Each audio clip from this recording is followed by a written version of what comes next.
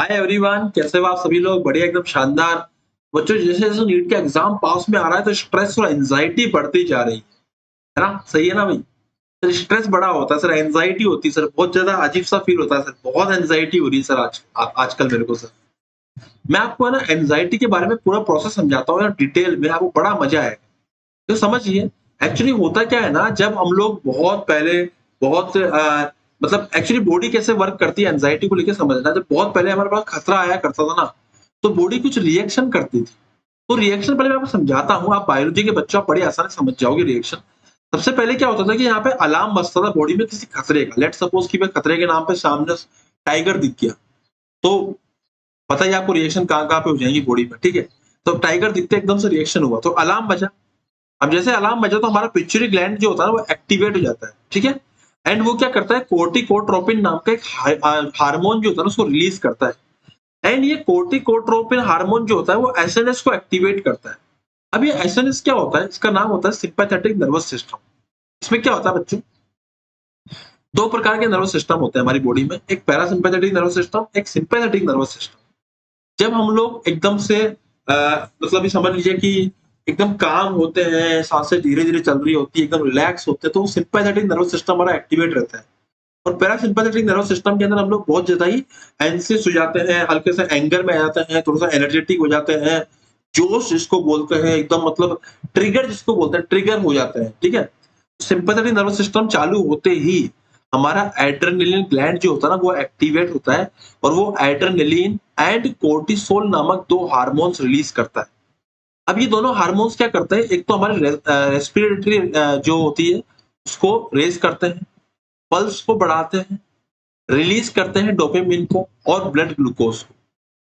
तो ये पूरी सिचुएशन जो होती है ना बच्चों, ये एक सिस्टम है बॉडी का। अब ये कैसे वर्क करता है इसके लिए मैं आपको एक छोटा-सा एक्सपेरिमेंट करके दिखाता हूँ। आप लोग सभी लोग जो भी इस वीडियो को देख रहे हैं ना, सिर्फ आने वाले 10 सेकंड मतलब 20 सेकंड के लिए एक बार आंखें बंद कीजिए एंड इमेजिन कीजिए कि you are in a city. आप एक ऐसे शहर में हैं जहाँ पे आपके पास में आस-पास कोई नहीं है। आप गलती से रात को कहीं फँस गए हैं वहाँ पे, अकेले, आपको साधन नहीं मिल रहा है, आप बिल्कुल अकेले हैं और बिल्कुल अंधेरा है। रोड पर आप खड़े हैं, आपको साधन नहीं मिल रहा है, कोई एक सिंगल गाड़ी भी वहाँ से नहीं जा रही है, कुछ भी नहीं है। आप कोशिश कर रहे हैं कि कहीं से हेल्प मिल जाए पर कोई हेल्प नहीं है, and you are feeling very very alone. Suddenly वहां पे कुछ लोग आते हैं, 4 लोग एक गाड़ी में, एंड वो लोग आपको पीछा करना शुरू कर देते हैं उतर के। आप आगे आगे, वो पीछे पीछे।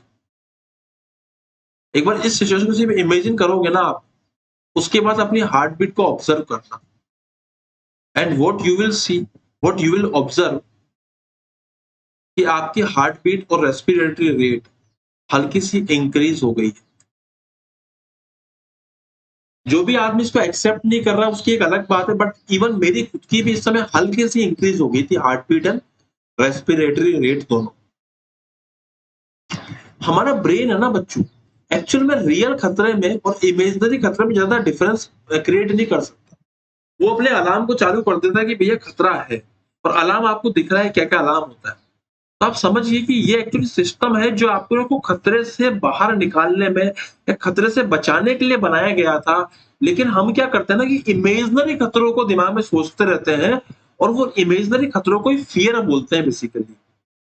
एग्जाम में नहीं होगा तो क्या होगा, धक धक धक धक धक। फेल हो गया तो क्या होगा, धक धक धक धक धक धक। पिताजी की, माताजी की या फिर घर वालों की एक सैड सी तस्वीर दिमाग में आ जाती है बार बार। पिताजी क्या बोलेंगे, मम्मी क्या बोलेंगी, फादर क्या बोलेंगे, भैया क्या बोलेंगे, भाभी क्या बोलेंगी, पड़ोसी क्या बोलेंगे, अंकल क्या बोलेंगे, आंटी क्या बोलेंगी। सबकी इमेजिनेशन करते रहते हैं बैठे बैठे, over thinking over thinking over thinking. और जितना ज्यादा हम नेगेटिव सोचते रहेंगे उतना ही ज्यादा हमारे बॉडी में ये जो सिस्टम है, सर्कल है, ये चलता रहेगा। और ये जो पर्टिकुलर साइकिल है ना, ये बार बार जो हमारी बॉडी में कोर्टिसोल एंड एड्रेनलिन जो रश जो होता है, इसी को एक्चुअली स्ट्रेस बोलते हैं। एक समझ, पहले पुराने अगर मैं बात करूं बच्चों, केव पीपल में और मॉडर्न ह्यूमन में क्या फर्क है बेसिकली, तो वो रिलैक्स रहते थे मोस्ट ऑफ द टाइम। आज का क्या है ना, रिलैक्स नहीं रहता वो, मोस्ट ऑफ द टाइम काम करता है आदमी, रिलैक्स बहुत कम ही होता है आदमी। रिलैक्स होने के लिए उसको लाखों रुपए खर्च करने पड़ते हैं किसी अच्छे से रिजॉर्ट में जाने के लिए। ये तो स्थिति हो गई है आज। Feel stress only in specific conditions. अगर सिचुएशन आई खतरे वाली तो भैया वो स्ट्रेस फील करते थे, वो स्ट्रेस उसको उनको एक्चुअल में लड़ाई में हेल्प करता था। आजकल के भाई साहब in stress most of the time even waiting for the notifications में प्रोड्यूस एंजाइटी।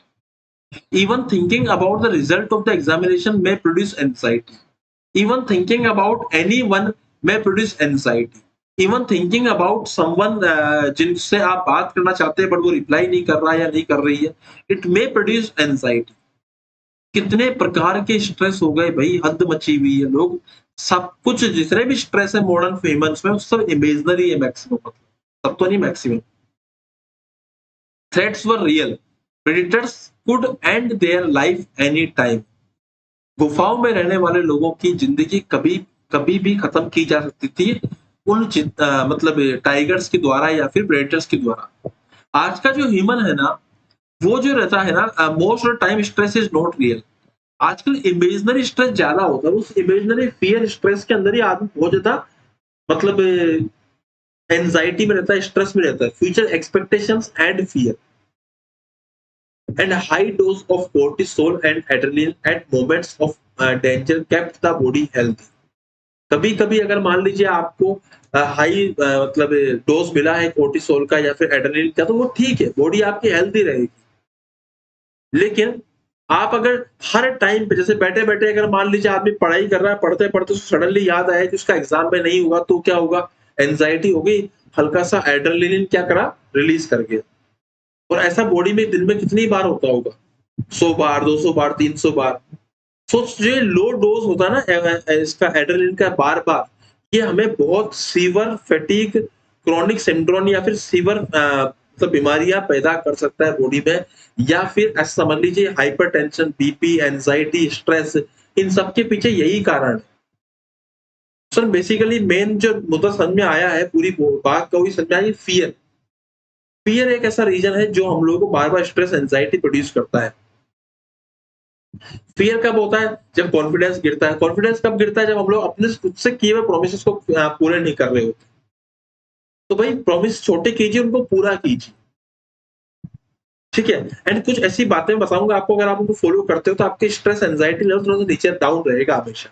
वो क्या क्या है, एक तो है वॉकिंग। वॉकिंग से आपका जो एंजाइटी स्ट्रेस लेवल है वो कम रहता है, ठीक है। एक होता है एलिवेटर को अवॉइड कीजिए, सोशल एक्टिविटीज को बढ़ाइए। लोगों से मिलना जुलना शुरू करोगे, सोशल एक्टिविटीज बढ़ेगी, ऑटोमेटिक कॉन्फिडेंस आता है, ऑटोमेटिक हमारी स्ट्रेस एंजाइटी कम होती रहती है। Replace junk food with fruits, है ना। हम लोग जितना मैंने अभी आपको डाइट प्लान में समझाया भी था ये चीज कि जंक फूड को अवॉइड कीजिए एंड फ्रूट्स को अपनी बॉडी में लेके आइए, मतलब इसमें लेके आइए कि food decide your mood. Junk food खाओगे, डेड फूड खाओगे, डेड थॉट्स आएंगे, है ना। तो फ्रूट्स खाइए, अच्छे फूड खाइए, अच्छा फूड खाओगे दिमाग में फ्रेश रहेगा, फ्रेश थॉट्स आएंगे, फ्रेश थॉट आएंगे तो एंजाइटी स्ट्रेस नहीं होगा।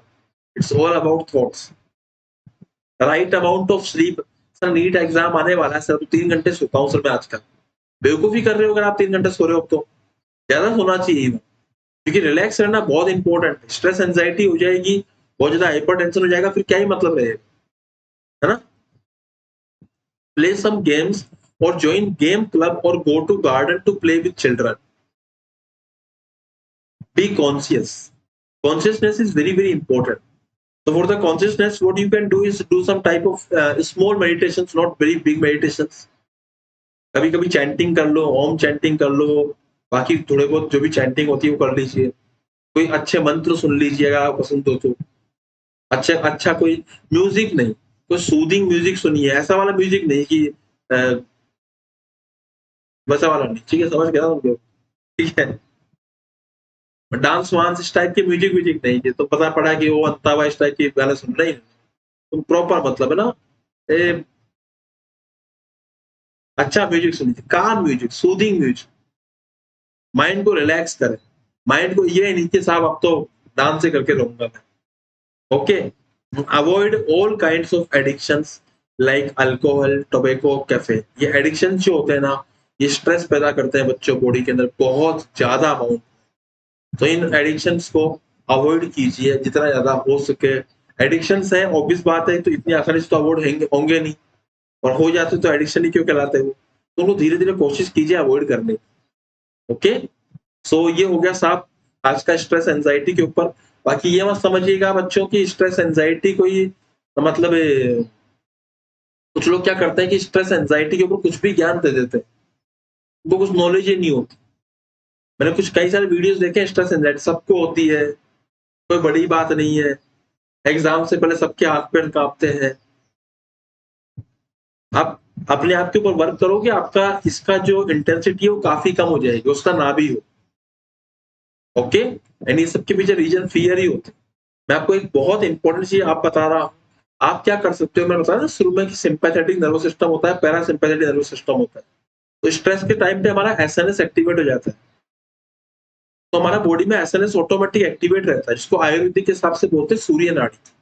सूर्य नाड़ी मतलब अगर हमारे राइट वाली अगर नोस्ट्रिल से अगर हमारी सांस चलती है ना, तो इसका मतलब हमारा एसएनएस एक्टिवेटेड है, और वो मैक्सिमम टाइम वो होता ही है दिन में। तो आप क्या करोगे, उसको जबरदस्त से चेंज कर दो। कैसे? राइट वाली को बंद कर दो, लेफ्ट से आप सांस लो। जब हम लेफ्ट से सांस लेते हैं ना, तो छोड़ते भी लेफ्ट से ही है, तो उसको बोलते हैं चंद्र नाड़ी होती है, लेफ्ट नोस्ट्रिल। जब तुम इससे ब्रीदिंग करते हो ना, तुम्हारा पैरासिम्पैथेटिक नर्वस सिस्टम चालू हो जाता है, पीएसएनएस, जो आपको काम रखेगा, रिलैक्स रखेगा। तो दिन में कम से कम 20-25 बार जब भी टाइम मिले, 2-2 मिनट के लिए। Okay, this is all about today session. I hope आपको अच्छा लगा होगा बच्चों। Thank you so much. आते रहिए, सीखते रहिए। मुझको टेलीग्राम चैनल पे फॉलो कर लीजिए, आपको लिंक मिल जाएगा डिस्क्रिप्शन के अंदर। जल्दी से फटाफट से एंड चैनल को सब्सक्राइब कर दीजिएगा, लाइक एंड शेयर जरूर कीजिएगा। घंटी के साथ सब्सक्राइब करना है ताकि आपको नोटिफिकेशन टाइम पे आते रहे। Thank you so much. Happy learning. जय हिंद, जय भारत। Thank you.